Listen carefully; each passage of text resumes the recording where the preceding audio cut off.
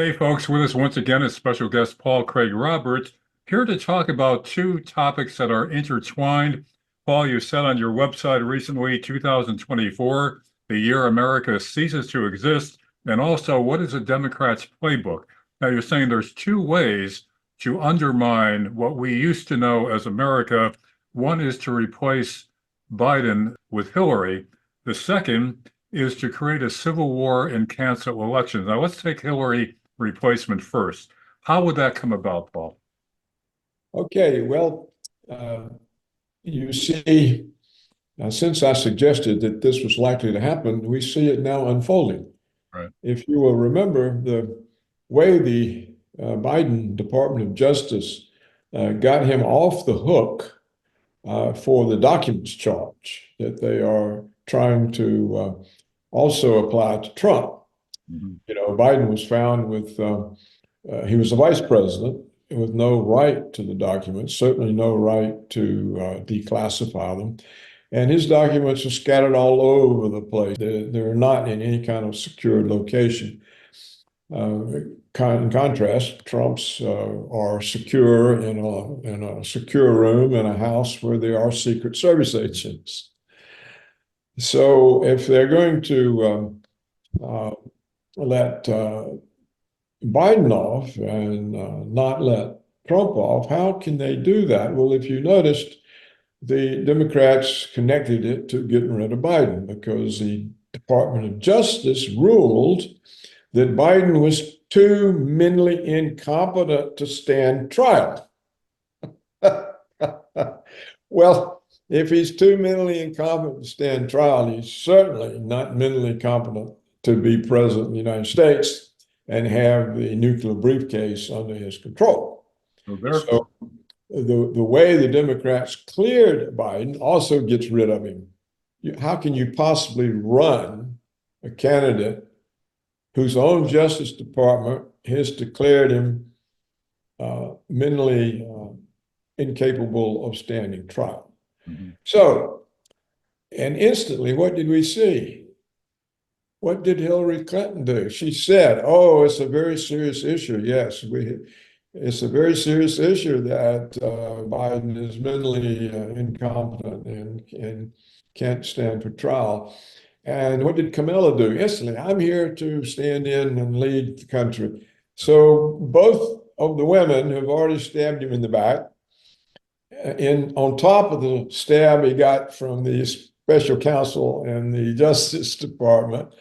So he has to be replaced. There's no way you can run a guy whose own government says he's mentally incompetent. So that, I think, will unwind. I noticed the media doesn't want to say too much about it because they're not sure who's going to, in which direction it's going to get pushed by who. Yeah, we mentioned it in our previous interview a month ago, and you didn't want to publicize it too much because it give the Democrats ideas. Maybe I'm afraid I did. I'm afraid that I did. I'm afraid that's where this idea came from. I'll show it. I really am. And in my column. Yeah. Now the other way is also in operation. Well, first, let's go through how it would unfold. First of all, Biden would be forced to resign one way or the other. Then Kamala steps in. Unfold it that way, Paul. Okay. Well, she steps in. Well, now the Democrats know she's no better candidate than Biden to run. And they want somebody who might give them a chance of winning. And who do they have? Hillary. There's nobody else. They don't have anybody else. So Kamala would be told before Biden is forced out, okay, here's the deal. You come in, you get to be president for a few days. You get to nominate your vice president, and you will nominate Hillary. Yeah. And she then has to be confirmed by the House and the Senate. And we know that the Senate will confirm her because it's Democrat. And we know there's enough rhino Republicans in the House for the House to confirm it. So once she's confirmed, you resign. And we'll give you, you'll get a judicial appointment or you'll get a cabinet position or we'll make you an ambassador somewhere in France, and you're taken care of, and then Hillary is president, and she would be president in office prior to the election, Right. which is an advantage for her. So Trump would be running against an incumbent. Hmm. So that's how it's bound to unfold. I mean, maybe I'm wrong, but I don't see how the Democrats can be so brazen as to have the Justice Department rule, we can't put this old guy on trial. Yeah. What surprised me, But you can run him for president. what surprised me were their statements from Kamala. First, I'm ready to lead. And from Hillary, she didn't talk all around the issue of whether he's mentally competent, as Democrats had been doing for previous months. But she said instead it is an issue, a serious issue. Legitimate issue. That She was a said, whole change of rhetoric there. So, yeah, maybe you're right. Maybe it'll unfold this way. yeah, I don't see how, what else can they do? Hmm. You can't, and the polls, the polls, I mean, the polls can get any result they want, but they don't really want a bad result for the Democrats. Only for Republicans and Trump, they want bad results. Well, the polls show that 90% of the respondents think Biden is incapable of being president. So how can they steal the election? You see, when 90% of the people you poll say he's not capable of running, then how are they going to vote for him? So they can't steal the election. Not So at least. Now, even with mail-in ballots, which will still be in place, apparently, they could do some juggling there. But what you're saying is because the polls are showing overwhelming rejection of Biden, it'd be much more difficult to sell it now. And nobody would believe it. Who's going to believe it? right, right. So if 90% believe he's not capable of being president, who voted for him? How did he win? Right, So the second way, Paul, is to create a civil war. You brought up some interesting points with that. well, not a civil war. I think it's all an orchestration.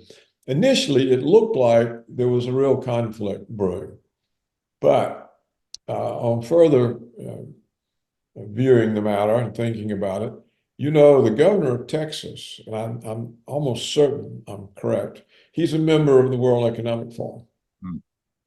So he's part of this Change America thing.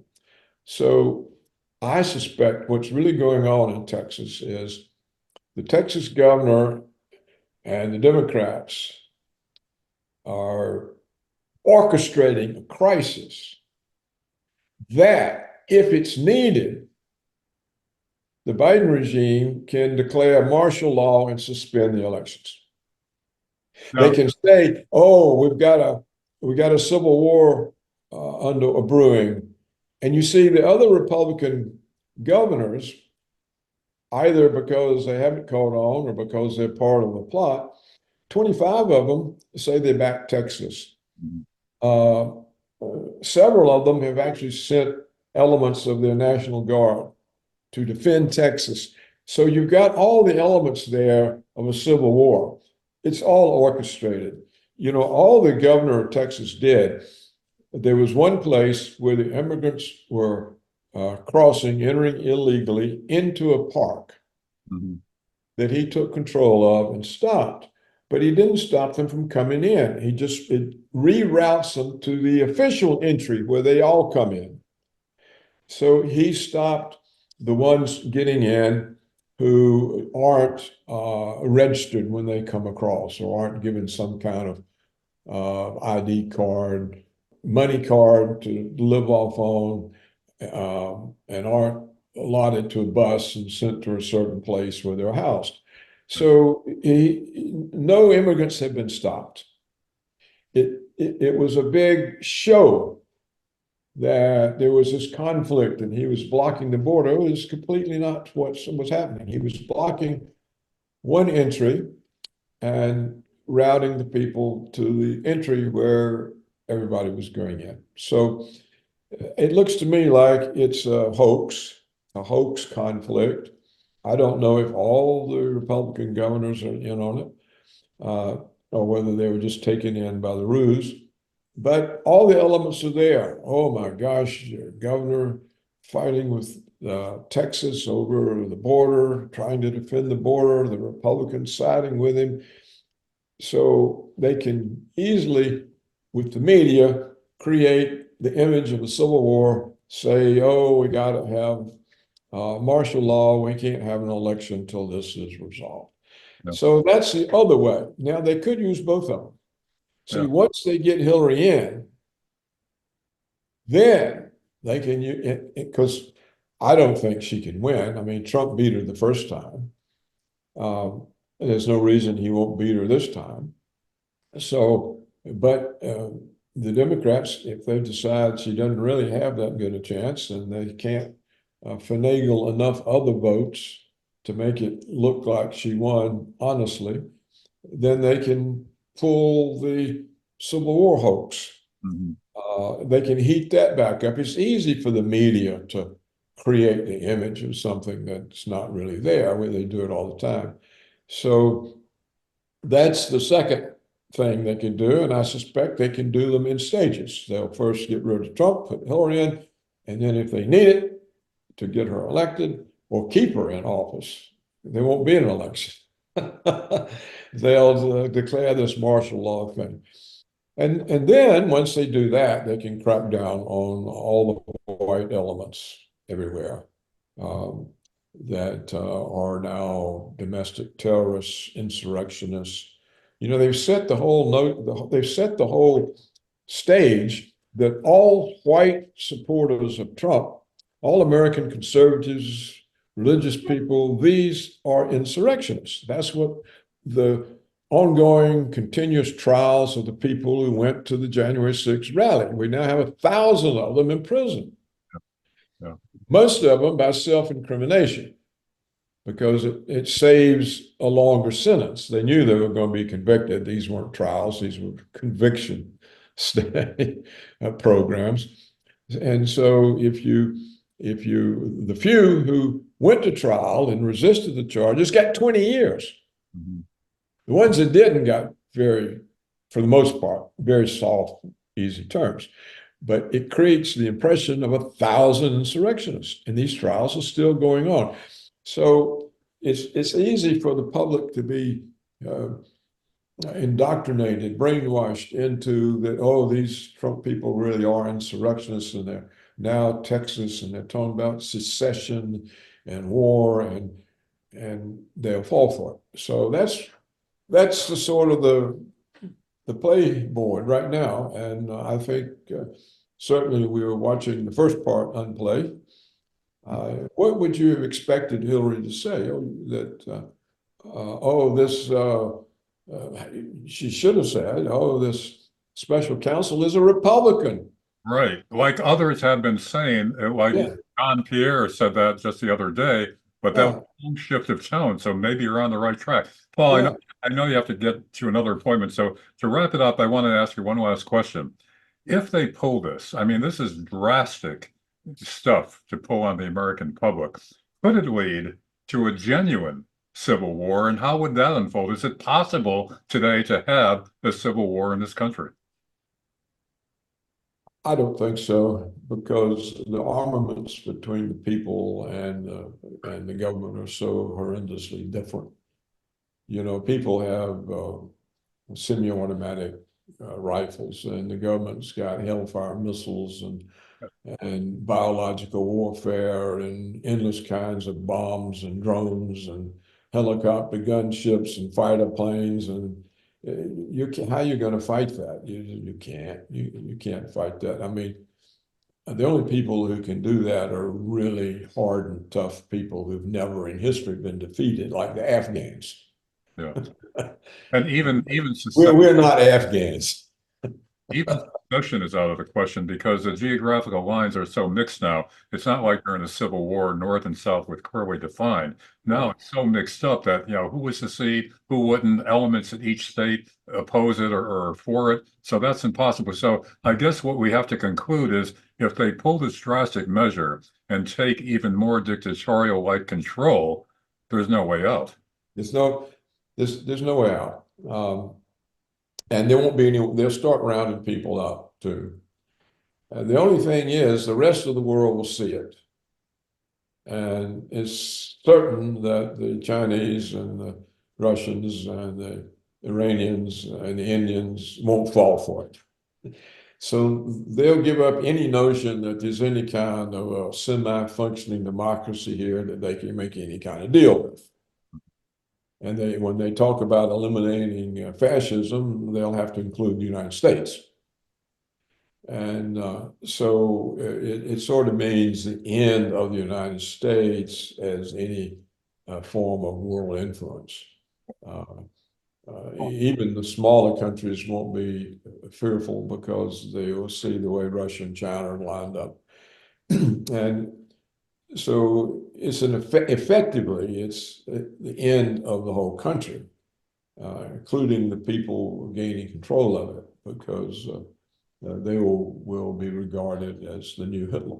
The United States will be seen as a Nazi state all over the world. And this will certainly discomfort the Europeans who have tied themselves so closely. So what we're really looking at, I think, is the utter and total demise of the entire Western world. It could all be gone by the end of the year. Well, okay, Paul, as you said in your article, you can see it on Paul's website, 2024, the year America ceases to exist. Let's hope not. Let's hope we could talk again before that happens. Paul Craig Roberts, thanks very much for being with us once again. Yes, and thank you very much, Larry.